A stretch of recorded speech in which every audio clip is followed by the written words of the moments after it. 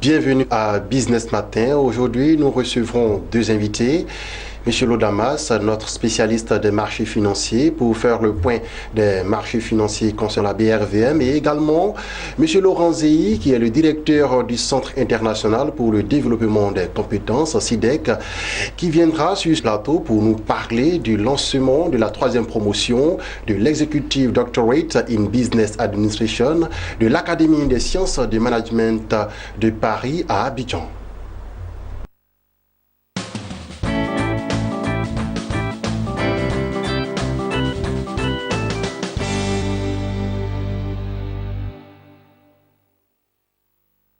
Nous commençons par la bourse. Nous sommes avec Lodamas, notre spécialiste des marchés financiers. C'est avec lui que nous ferons le point des marchés financiers concernant la BRVM.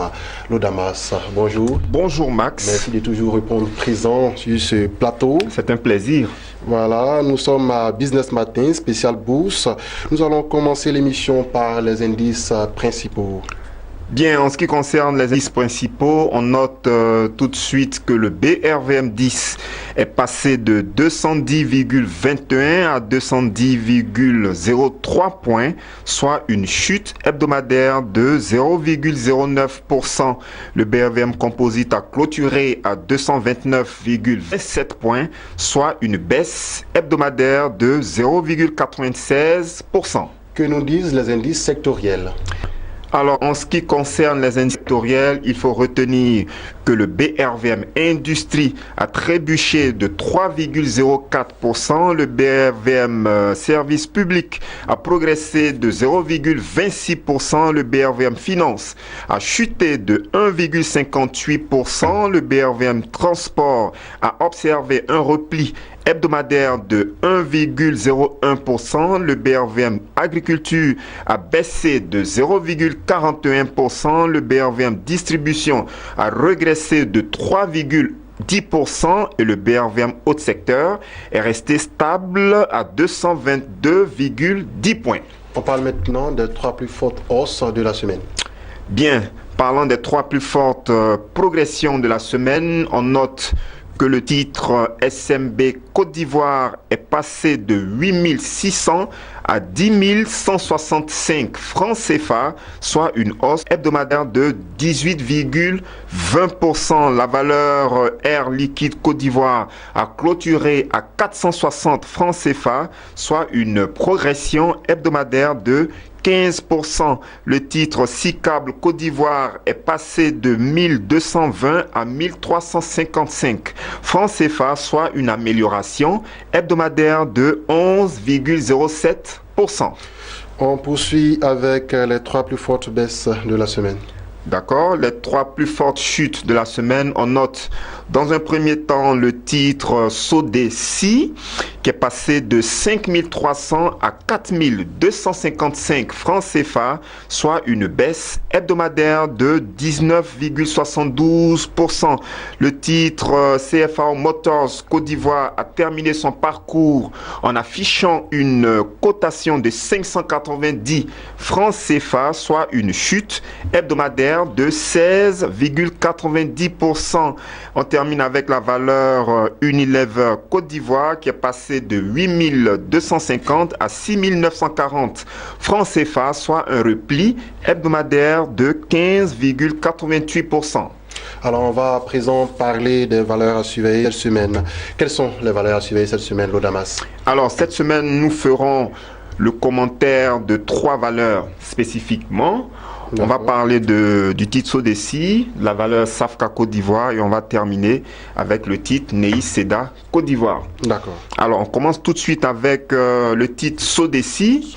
En termes de valeur boursière, ce titre est passé de 5300 à 4205 francs CFA, soit une baisse hebdomadaire de 19,72%.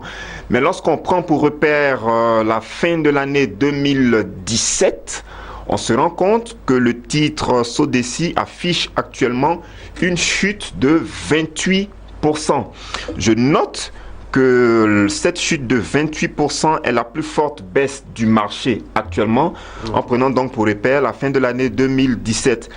En ce qui concerne la santé, la situation financière de la société Sodeci, il faut savoir qu'au terme du premier semestre 2017, le chiffre d'affaires brandi par cette société a été de 42,6 milliards de francs CFA, soit une baisse de 0,56%. Le résultat d'exploitation a trébuché de 19,65% pour s'afficher à 1,03 milliard de francs CFA. Et le résultat net a baissé de 1,34% pour se retrouver à 955 millions de francs CFA.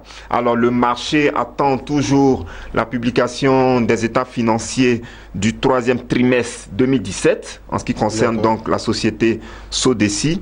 Et lorsque vous remarquez de très près les quantités résiduelles affichées à la clôture du marché, c'est-à-dire à la date du 26 janvier 2018, vous vous rendez compte qu'au niveau de la ligne Sodeci, on remarque donc au niveau du carnet d'ordre la présence de 36 ordres de vente, au prix du marché, et en face, on n'a aucun ordre d'achat. Techniquement, quand on interprète cela, on se rend compte qu'il y a des investisseurs qui ont envie de, comment on appelle, de céder déjà leur titre Sodeci. Et eu égard à cela, en prenant en compte également la situation financière à fin juin 2017, nous pensons qu'il est fort probable qu'on assiste à, un prolongement du mouvement baissier qu'on note actuellement sur la valeur Sodeci. Il est donc fort probable que ce mouvement de baisse se poursuive dans les jours qui viennent. Donc il va falloir faire très attention à la valeur Sodeci. Voilà. D'accord. Une autre valeur à suivre cette semaine, c'est Safka Côte d'Ivoire. Alors, en ce qui concerne le deuxième titre à surveiller de très près, il s'agit de Safka Côte d'Ivoire. Je rappelle que lorsqu'on parle de Safka Côte d'Ivoire, il s'agit de l'entreprise Alios Finance Côte d'Ivoire. D'accord. En termes de performance boursière hebdomadaire, cette valeur financière est passée de 10 900 à 10 085 francs CFA, soit une baisse hebdomadaire de 7,48%. Et lorsque vous prenez également pour repère la fin de l'année 2017, vous vous rendez compte que ce titre affiche aussi une baisse de 7,48%. Donc depuis l'entame de l'année 2018, c'est maintenant qu'on observe une sorte de correction sur la valeur Safka Côte d'Ivoire. Alors, une information stratégique à noter en ce qui concerne la situation financière de cette entreprise. Au terme du premier semestre 2017, on observe que le produit net bancaire affiché par Safka Côte d'Ivoire a progressé légèrement de 2% pour atteindre une valeur de 2,720 milliards de francs CFA. Le résultat brut d'exploitation a par contre chuté de 24% pour se retrouver à 691 millions de francs CFA, et le résultat net a dégringolé de 91% pour s'afficher à une perte de 1,344 milliards de francs CFA. D'accord. Vous voyez, donc on note, oui, je vais ajouter quelque chose de très important. Allez-y. On note donc une baisse de performance au niveau des états financiers de cette société, précisément au niveau des états financiers du premier semestre 2017. Et le marché donc attend la publication dans les jours qui viennent des états financiers du troisième trimestre de l'année 2017. Mais au-delà même des états financiers trimestriel ou semestriel, lorsqu'on regarde également les quantités résiduelles affichées au niveau du bulletin officiel de la cote à la date du vendredi dernier, c'est-à-dire la date du 26 janvier 2018, on observe de façon claire la présence dans le carnet d'ordre de 30 ordres de vente au niveau de la ligne Safka Côte d'Ivoire et 30 ordres de vente au prix du marché. C'est-à-dire qu'il y a des investisseurs qui sont prêts à céder les titres Safka Côte d'Ivoire à n'importe quel prix. Et en face, on n'a pour l'instant aucun ordre d'achat. Okay? Donc, techniquement également, lorsqu'on analyse cette configuration des quantités résiduelles, nous, en ce qui nous concerne, nous nous attendons à une baisse sur les titres SAFCA Côte d'Ivoire dans les jours qui viennent. Donc, il va falloir vraiment prêter attention à la valeur SAFCA Côte d'Ivoire. Financièrement, l'entreprise enregistre une baisse de performance très importante. Et également, au niveau du carnet d'ordre, on observe qu'il y a des investisseurs qui sont déjà prêts à céder les titres SAFCA Côte d'Ivoire au prix du marché. Donc, en prenant en compte ces deux informations, nous nous attendons bien évidemment à une baisse des valeurs SAFCA Côte d'Ivoire dans les jours à venir. Alors, l'Odamas, au niveau des valeurs à surveiller, il y a le titre Sodeci, il y a aussi SAFCA Côte d'Ivoire, mais il y a également NEI-SEDA. Oui, bien sûr, au niveau des valeurs à surveiller, comme vous le dites, NEI-SEDA est également à prendre en compte. Parce que lorsque vous observez la performance réalisée par cette société au terme de la semaine de cotation, on constate que le titre NEI-SEDA est resté stable à 40 francs CFA. Mais lorsqu'on prend pour repère la fin de l'année 2017, on se rend compte que NEI-SEDA Côte d'Ivoire affiche actuellement une progression de 8,11%. D'accord? Donc, NEI-SEDA Côte d'Ivoire est dans le vert. Alors, en termes d'informations stratégiques relatives à cette entreprise, il faut savoir que cette société a rendu public ses états financiers du troisième trimestre de dette. Et on constate à ce niveau que le chiffre d'affaires brandi par NEI-SEDA Côte d'Ivoire s'est amélioré de 97%. Pour atteindre un montant de 4,8 milliards de francs CFA. Le résultat des activités ordinaires a également progressé. On est passé d'une perte de 860 millions à un résultat positif de 484 millions de francs CFA. Et en ce qui concerne le résultat net, on est passé d'une perte de 872,9 millions de francs CFA à un bénéfice de 462 millions de francs CFA. Vous comprenez? Oui. Donc, on constate que la société NEI-SEDA Côte d'Ivoire est en train d'améliorer sa situation financière. Et lorsque vous regardez également les quantités résiduelles brandies par cette entreprise au terme de la journée de cotation du 26 janvier 2018, vous remarquez donc au niveau de la ligne NEI-SEDA Côte d'Ivoire, vous constatez la présence de 800 ordres d'achat à 41 francs CFA, alors qu'actuellement le coût de référence de NEI-SEDA Côte d'Ivoire est à 40 francs CFA. Donc il y a déjà des investisseurs qui veulent acquérir les titres NEI-SEDA Côte d'Ivoire à 41 francs. Vous comprenez?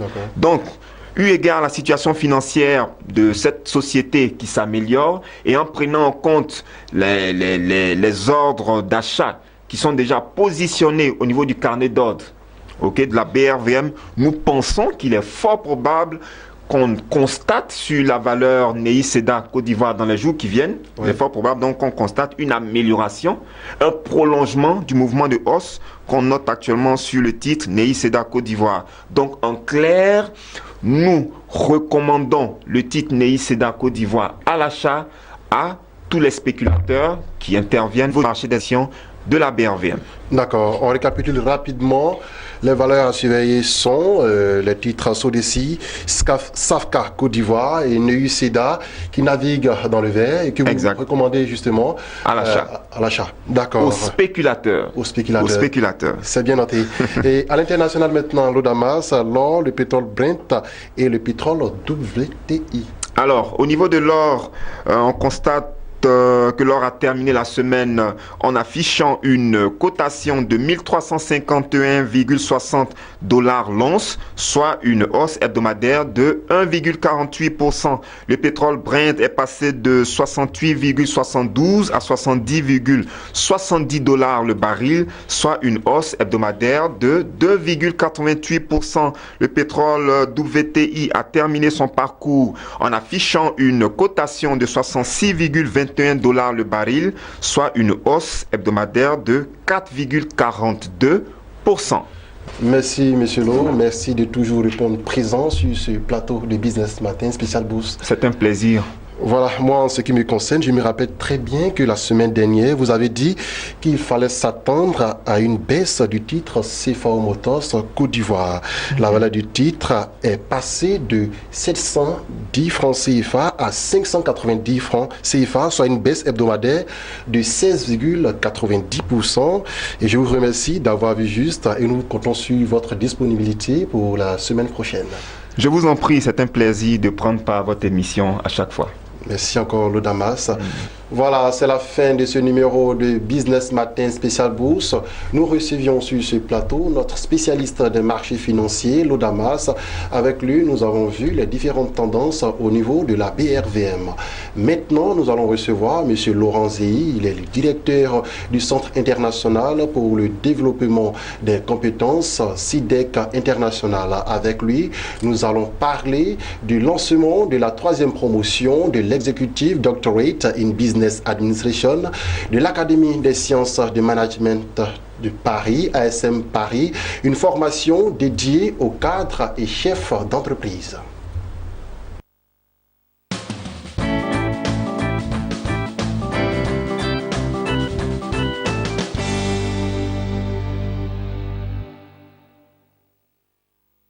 Nous sommes avec M. Laurent Zéhi. Il est le directeur du Centre international pour le développement des compétences, CIDEC. Il est sur ce plateau pour nous parler du lancement de la 3e promotion de l'exécutif DBA de l'Académie des sciences de management de Paris à Abidjan. M. Laurent, vous êtes sur ce plateau pour nous parler de l'IDBA. C'est quoi l'IDBA? C'est vrai, on le sait, c'est plus un diplôme à présenter, c'est plus une formation à présenter, mais pour ceux qui nous rejoignent, quelle est la spécificité de cette formation? Alors c'est vrai, je suis plusieurs fois passé sur votre plateau pour parler de l'exécutif DBA de l'Académie des sciences du management de Paris. Mais cette formation reste toujours une nouvelle formation en Côte d'Ivoire, malgré le fait qu'à l'étranger, c'est une formation qui existe depuis des dizaines d'années. Oui, c'est une première en Côte d'Ivoire. C'est une première en Côte d'Ivoire. Et donc, c'est quand nous avons signé une convention de partenariat avec l'Académie des sciences du management de Paris en 2015, à Paris même, qu'on a lancé cette formation en Côte d'Ivoire. Mais il faut dire que ça reste un diplôme français. Parce que les professeurs qui donnent la formation viennent de Paris pour animer les séminaires ici, à Abidjan. Alors, l'exécutif DBA, Executive Doctorate in Business Administration, est une formation doctorale, uniquement dédiée aux cadres, dirigeants et managers en activité. Il s'inscrit dans une perspective de développement des carrières professionnelles et aussi de l'expertise. Je le dirai pourquoi tout à l'heure, expertise. D'accord. Alors, le DBA a été créé à l'origine par la Harvard Business School aux États-Unis pour permettre aux cadres, dirigeants et managers de prendre du recul par rapport à leur expérience professionnelle et de choisir des sujets sur des problématiques de management des entreprises ou des organisations, pour aboutir à des recommandations opérationnelles et apporter des connaissances utiles aux entreprises et organisations pour améliorer leur efficacité. C'est une formation qui se démarque complètement du MBA, c'est ça? Oui, c'est au-dessus du MBA. Le DBA, c'est au-dessus du MBA. Donc, on parle d'exécutif MBA et exécutif DBA. MBA, c'est Master of Business Administration. DBA, Doctorate of Business Administration. D'accord, ça c'est en ce qui concerne les spécificités de l'IDBA. Alors, quelles sont les conditions d'accès à ce programme de formation doctorale? Pour accéder à cette formation, il faut être titulaire d'un MBA, d'un exécutif MBA, d'un diplôme d'école supérieure de commerce, d'un diplôme d'école d'ingénieur ou autre diplôme équivalent. C'est la première condition. La deuxième condition fondamentale, c'est qu'il faut justifier de moins de 5 ans d'expérience professionnelle cohérente à un poste de manager. D'accord. Parce que la particularité de l'exécutif DBA, c'est que la thèse s'appuie sur l'expérience professionnelle des doctorants, pour émettre, par exemple, des hypothèses et les valider scientifiquement, afin d'apporter une contribution à la connaissance scientifique. Alors, parlez-nous un peu du déroulement de la formation et de la durée du programme. La formation se déroule à Abidjan. Nous avons signé le partenariat pour permettre aux cadres de faire la formation sur place plutôt que de se déplacer pour aller à Paris, par exemple, pour les séminaires de formation. Donc, en ce qui concerne les séminaires de formation, tout se passe à Abidjan. Les professeurs viennent de Paris pour animer les formations à Abidjan. Et ces formations-là se déroulent, donc, comme je le disais, sous forme de séminaires, dans une salle d'hôtel, et pendant les week-ends, pour qu'elles restent compatibles avec l'activité professionnelle des cadres. D'accord, il n'y a pas de souci. Ouais. Et la durée, c'est de 2 ans. La durée, c'est de 2 ans. La durée de la formation, c'est 2 ans. Et au bout des 2 ans, chaque doctorant rédige une thèse, à partir de son expérience professionnelle. Il rédige une thèse. Il est suivi par 2 professeurs.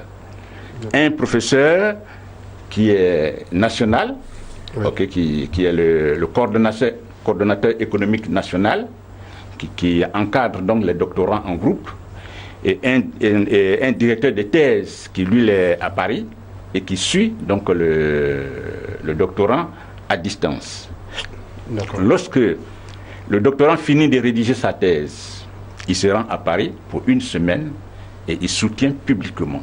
Donc la formation se fait à Abidjan. La soutenance se fait à Paris. D'accord. C'est une soutenance qui est publique, qui se fait devant un jury de dimension internationale. D'accord. Voilà. On sait le Centre international pour le développement des compétences, CIDEC, que vous dirigez, est en partenariat avec l'Académie des sciences de management de Paris pour cette formation de l'exécutif DBA. Alors, justement, quel est le rôle du conseil scientifique de l'Académie des sciences de management de Paris? Alors, le conseil scientifique de l'Académie de management des sciences de Paris joue un rôle fondamental.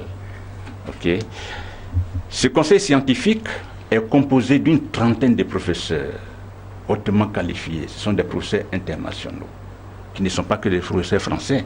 On a des professeurs qui viennent des États-Unis, des universités américaines, des universités et grandes écoles canadiennes, et d'autres pays européens, mais aussi de quelques pays africains tels que le Cameroun, le Sénégal, le Gabon, et le Maroc, la Tunisie. On a des professeurs donc, qui font partie de ce conseil scientifique, des professeurs aussi chinois, parce que le programme aussi est déployé en Chine et à Shanghai. D'accord. Donc, ce conseil scientifique pilote et valide le programme. D'accord. Ces professeurs sont chargés de dispenser les enseignements, de veiller à la qualité des travaux et à leur diffusion. Et c'est eux qui encadrent aussi les doctorants. D'accord. À la deuxième promotion de l'IDBA à Abidjan, il y avait le professeur Jean-Marie Peretti, qui est le troisième, qui est parmi les 3 meilleurs professeurs de management en France, et parmi les 25 professeurs les plus influents au monde. Alors, revenons un peu sur le profil de ces différents professeurs qui viennent de Paris pour animer les séminaires de formation à Abidjan. Il faut dire que c'est des professeurs hautement qualifiés, réputés au niveau international, qui sont très expérimentés. Vous avez parlé du professeur Jean-Marie Peretti. Il est très connu dans le monde francophone. Jean-Marie Peretti est effectivement l'un des 3 meilleurs professeurs et experts en management en France. Il est classé parmi les 25 professeurs les plus influents de la planète en management. Alors, Jean-Marie Peretti, c'est quelqu'un qui est sorti diplômé de l'ESSEC en 1967. 1967, sorti diplômé de l'ESSEC. Et qui a eu aussi son doctorat en 1969. Jean-Marie Peretti a développé des activités de praticiens, de dirigeants, de consultants et d'enseignants-chercheurs, aussi bien en France qu'à l'international. D'accord. Et donc, actuellement, il est professeur titulaire à l'ESSEC Paris, de la chaire du changement, et aussi professeur titulaire de la chaire de l'innovation managériale et de l'excellence opérationnelle. Il enseigne aussi à l'Université de Corse. Okay. Et c'est lui, le président du conseil scientifique de l'Académie des sciences du management de Paris. Donc il regroupe une trentaine de professeurs internationaux provenant d'une dizaine de pays. D'accord, il est un professionnel. Et ce qu'il faut savoir, c'est que c'est quelqu'un qui a écrit beaucoup de livres, surtout en gestion des ressources humaines. C'est une bible en matière de gestion des ressources humaines. Alors Jean-Marie Peretti a écrit des ouvrages comme le dictionnaire des ressources humaines, tous reconnus, les clés de l'équité dans l'entreprise, les ressources humaines, tout ce que vous souhaitez savoir sur les RH, réponse d'un spécialiste. Donc du NOD, vous avez les ressources humaines, Vibert 2006, Vibert c'est l'édition, disons l'éditeur, tous DRH, l'encyclopédie des diversités, tous DRH, les meilleures pratiques par 51 professionnels. Il y a écrit plein. Il a écrit une trentaine d'ouvrages. D'accord. Et c'est la référence à la matière aujourd'hui. C'est une référence, il a écrit beaucoup d'œuvres, on vient de le constater tout à l'heure. Donc vous avez Jean-Marie Peretti, vous avez Yvon Pequeux qui intervient aussi dans les séminaires ici. D'accord. Qui est donc agrégé en sciences, en technique économique de gestion en 1975. Quand même, j'étais au CM2. D'accord. Et qui a écrit aussi plus d'une trentaine d'ouvrages, des références surtout en comptabilité analytique, en contrôle de gestion, qui est enseigné dans plusieurs institutions en France, le groupe HEC Paris, Université Paris-Dauphine, et qui est aujourd'hui professeur titulaire de systèmes de développement, au CNAM Paris. D'accord, c'est compris. Mais on va parler des avantages d'un executive doctorate in business administration, d'abord pour les différents cadres, et ensuite pour les entreprises qui les emploient. Que gagnent les entreprises et que gagnent ces cadres-là? Alors, que gagne une entreprise à donner la chance d'IBA est un tremplin, un solide tremplin de développement managérial. L'exécutif d'IBA permet aux cadres de travailler à un haut niveau d'expertise et d'évoluer à des postes de direction plus importants. L'exécutif d'IBA permet aux cadres de prendre du recul, de développer une capacité d'analyse, et par exemple au niveau des approches méthodologiques, des questions méthodologiques, sur le plan managérial, l'exécutif d'IBA permet aux cadres d'apprendre beaucoup. L'exécutif d'IBA permet aux cadres de formaliser son expérience professionnelle et même de pouvoir la transformer en connaissances scientifiques à partir des hypothèses, qui sont validées à travers les recherches qui sont faites. D'accord. Mais quel est le profil de ces cadres-là qui participent à cette formation? On a plusieurs types de cadres qui participent à la formation aujourd'hui. Si je prends le cas des 2 premières promotions qui sont en cours de formation à Abidjan, alors nous avons des directeurs des ressources humaines, des directeurs financiers, des directeurs commerciaux, depuis la petite entreprise, donc la PME, jusque même au cadre de la BAD, on a un cadre de la BAD qui fait la formation. Et actuellement, j'ai même des gens qui ont fait l'inscription, qui sont même des députés, mais députés qui ont le profil recommandé. Parce qu'avant d'accéder à cette formation, il faut dire qu'on regarde d'abord le CV. Ce CV-là est validé en France, il est envoyé en France où il est validé.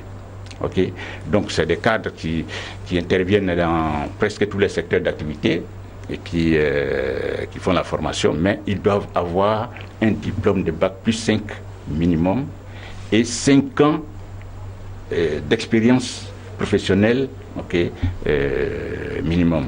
Alors, quelle procédure suivra pour s'inscrire à l'EDBA? Alors, c'est simple. Pour s'inscrire, il faut s'adresser à SIDEC International.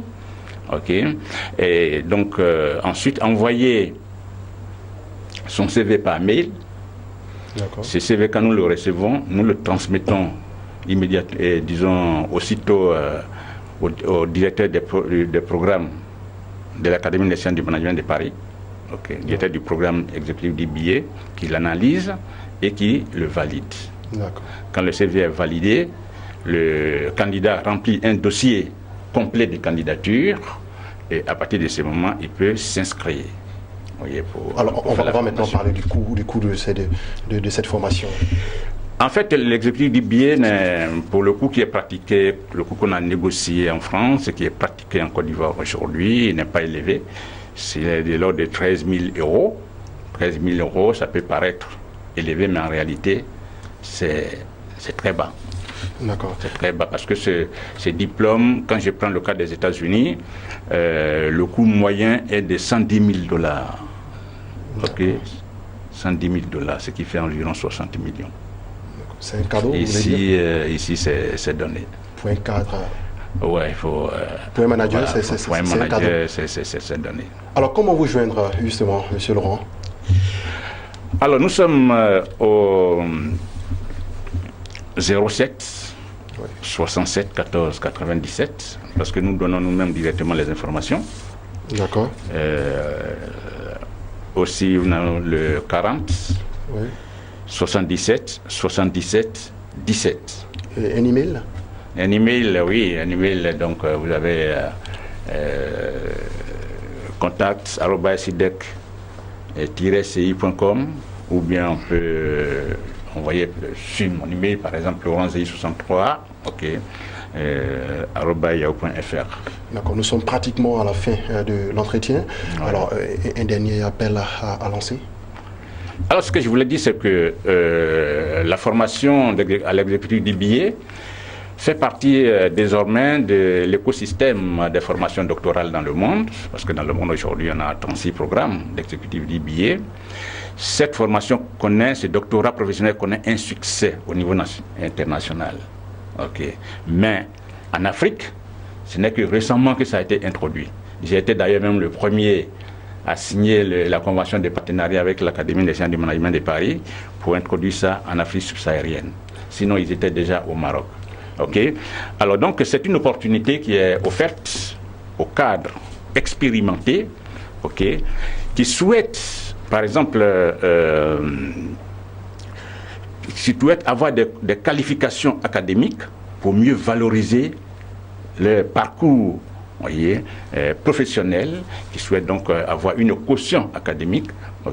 Les cadres qui veulent évoluer également, qui veulent évoluer au plus haut poste de direction, qui sont à mi-parcours dans les comme on appelle, expériences professionnelles, ils seront les bienvenus.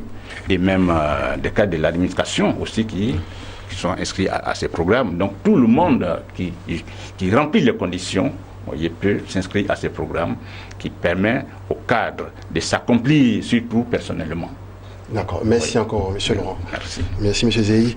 Alors, M. Zeyi était sur ce plateau de Business Matin pour nous parler du lancement de la 3e promotion de l'Executive Doctorate in Business Administration de l'Académie des sciences du management de Paris. Restez sur votre chaîne de télévision Business 24 Africa. L'information économique se poursuit.